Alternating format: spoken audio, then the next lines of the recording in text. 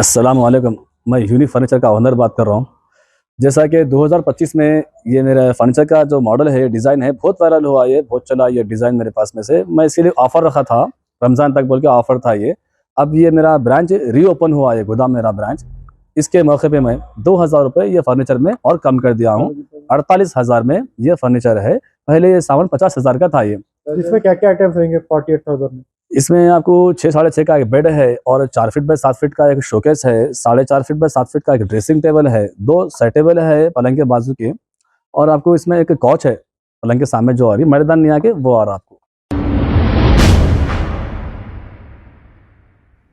अस्सलाम वालेकुम नाजरीन, 7H न्यूज सच हो रखे आपके आगे। निजामाबाद के वोटर्स ने म्युनिसिपल इलेक्शन में जो एमबीटी को वोट दिया था, इसी का शुक्रिया अदा करने के लिए अब्दुल खादर एमबीटी सेक्रेटरी ने इनका शुक्रिया अदा किया। आइए सुनते हैं तफसीलात।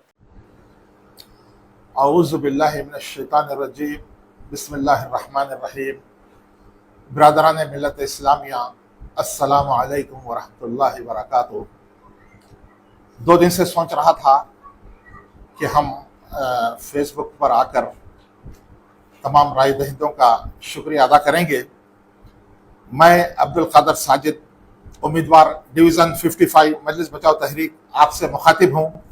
जैसा कि आप जानते हैं, निज़ामाबाद में बल्दिया के इलेक्शन हुए, 60 उम्मीदवार मुख्तलिफ जमातों से कामयाब हुए, लेकिन इनकी कामयाबी से ज़्यादा मेरी हार के चर्चे निज़ामाबाद में चल रहे हैं। मुरीदों और ग़ुलामों में खुशी की लहर दौड़ रही है।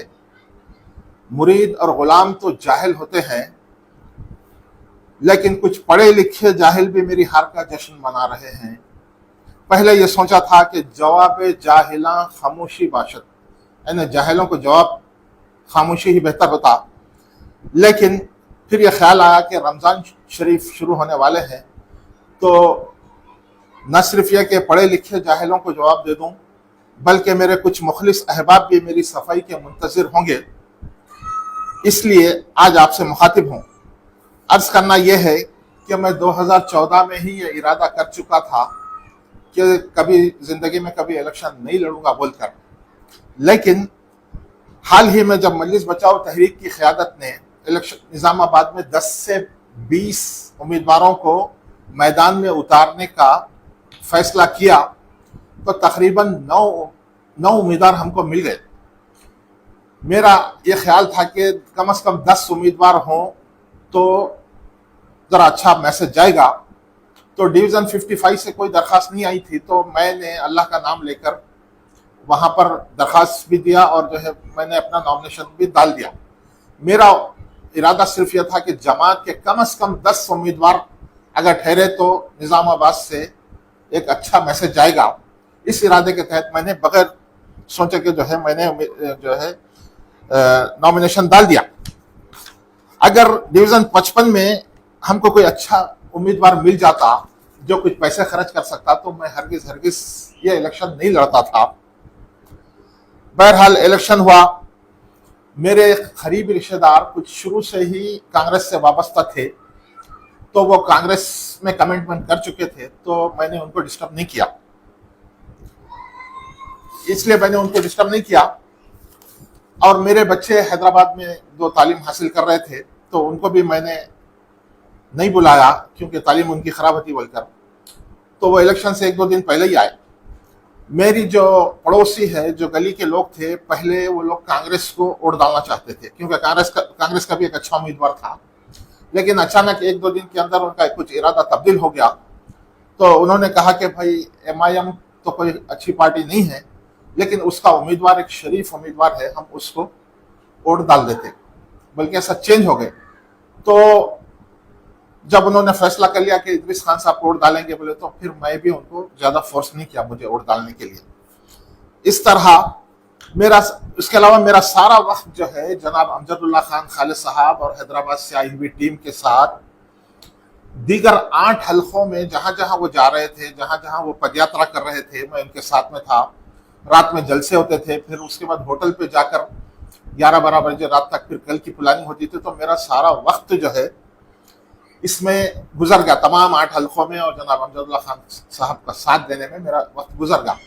इस वजह से मैं अपने हलके में अपने राय दहिंदों से ज्यादा रब्त पैदा नहीं कर सका, जिसका नतीजा यह हुआ कि मुझे बहुत कम वोट मिले, जिसकी वजह से मुरीदों और गुलामों को मेरा मजाक उड़ाने का मौका मिल गया। लेकिन मैं अपनी पार्टी के लोगों से इस बात की माफी चाहता हूं कि मेरे राय दहिंदों से अपने हलके में रब्त ना पैदा करने की वजह से वोट कम आए, जिसकी वजह से उनको जो जहनी तकलीफ हुई, हमारे सदर साहब को और जनाब अमजदुल्ला खान खालिद साहब को, मुस्तफ़ा महमूद साहब को, तमाम मुहिब्बान मजलिस बचाओ तहरीक को जो तकलीफ पहुंची, उसकी वजह से मैं उनसे माफी चाहता हूं। मेरा सिर्फ कसूर यह है कि मैं अपने हलके में टाइम नहीं दे सका। बस कुछ पम्फलेट छपवाया, 2 फ्लेक्सी बना के नस्ब किया, जिसको 24 घंटे के अंदर बल्दिया के अहदेदारों ने गैर कानूनी खराहत देकर उसको निकाल दिया। इस तरह मेरी तशहीर बिल्कुल नहीं हो सकी। तो मैं समझता हूं कि जिसकी वजह से मुझे वोट कम आए, मैं समझता हूं कि मुरीदों और गुलामों को भी मुझ पर हंसने का हक हासिल है, क्योंकि पिछले 15 साल से मैं भी इनकी जमात और इनके कायदीन पर हंस रहा हूं और हंसा रहा हूं। तो वो मिसाल मशहूर है न कि 100 दिन सास के तो एक दिन बहू का भी होता है। अब मैं आपको कुछ संजीदा हकायक की तरफ तवज्जो दिलाना चाहता हूं। सवाल यह है कि क्या मुझे कम वोट मिलने पर शर्मिंदा होना चाहिए क्या? तो ये कोई अखलाकी जुर्म मैंने नहीं किया, कोई चोरी करते हुए नहीं घट गया मैं, या कोई जो है जमात से जो है बददियानती करते हुए नहीं, कोई अखलाकी जुर्म नहीं किया। मुझे चाहिए था कि थोड़ा अपने राय दहिंदों से रब्त पैदा करता, तो मुझसे नहीं हो सका, उसमें कोताही हुई, जिसकी वजह से मुझे वोट कम मिले। इसके अलावा मैं कोई चोरी नहीं किया, कोई डाका नहीं डाला, मैं कहीं झुका नहीं, बिका नहीं, किसी से 1 रुपया नहीं लिया, किसी से मैनेज नहीं हुआ। अगर अवाम ने मुझे वोट नहीं दिया तो ये उनका इख्तियार है, उनकी अपनी मजबूरियां हैं, उनकी कुछ अपनी मसलियतें हैं।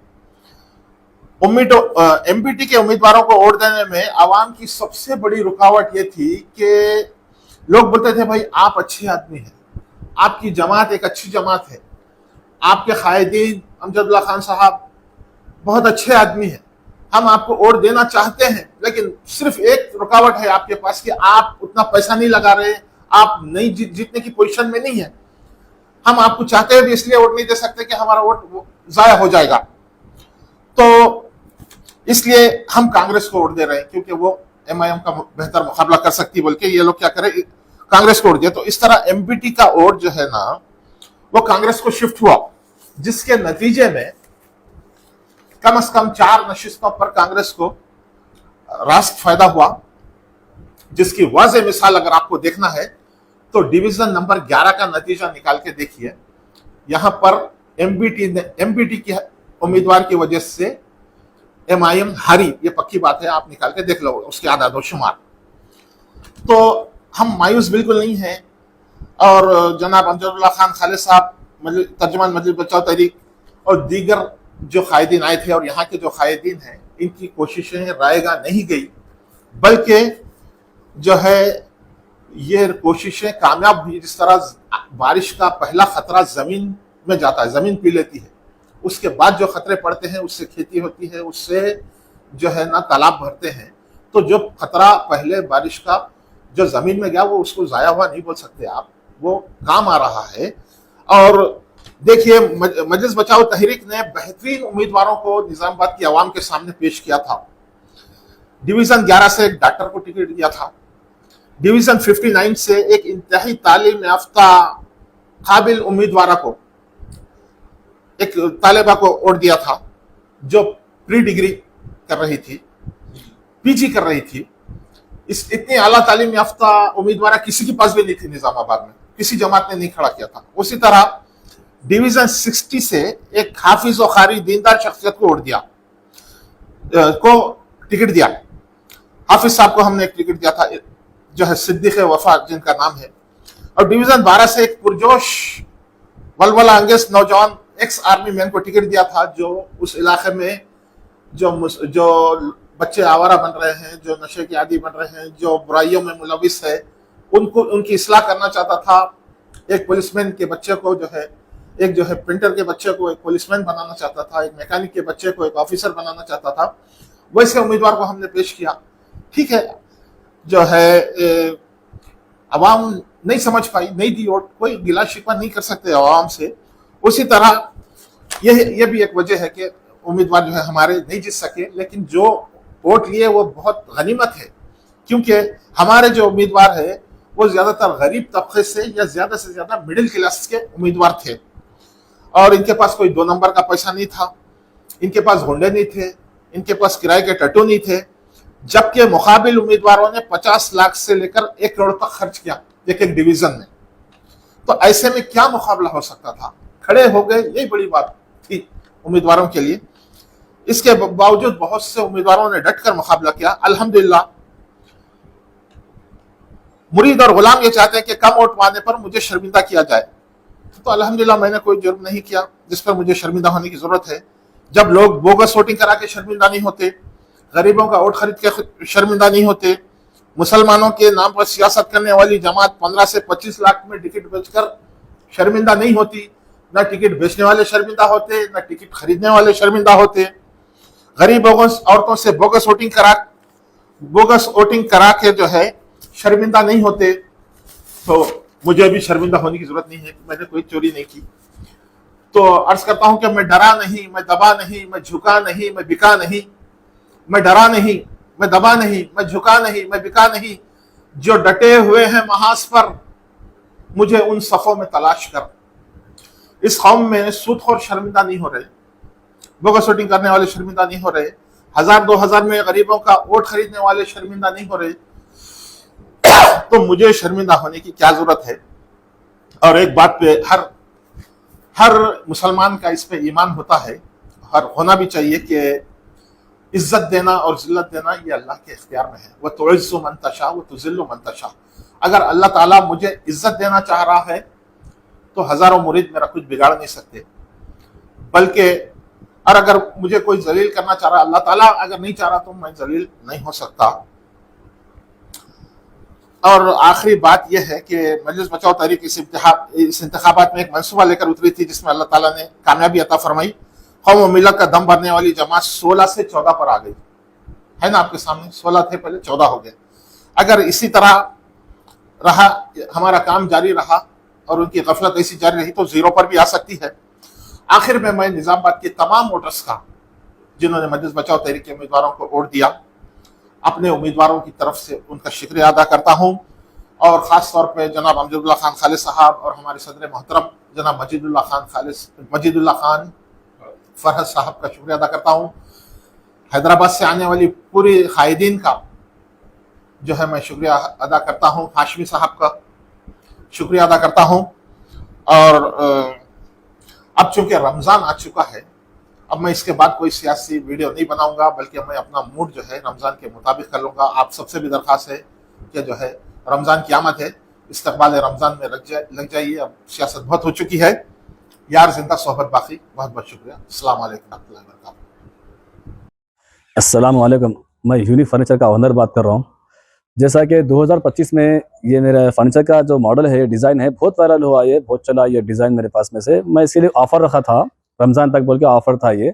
अब ये मेरा ब्रांच रीओपन हुआ है, गोदाम मेरा ब्रांच।